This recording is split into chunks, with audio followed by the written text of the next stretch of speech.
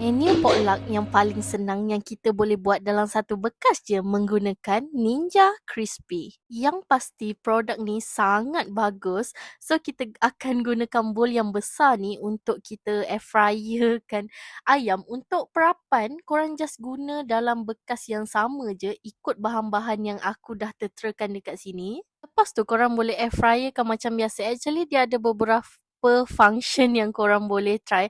And aku air fryerkan dalam 20 minit macam tu. So, dia akan cepat masak.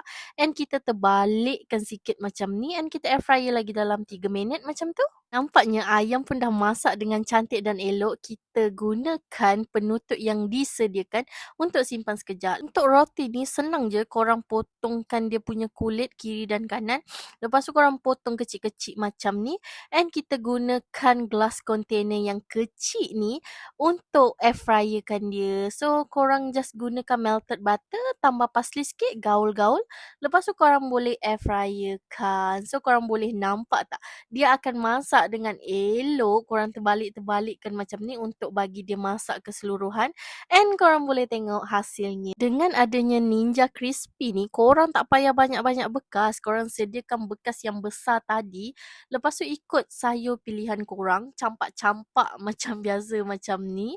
Agar nampak colour tu cantik sikit. And ayam tadi korang potong. Maka terhasil lah. So cara nak simpan dia pun senang. Korang just ambil penutup. And korang boleh bawa pergi. So selamat cuba.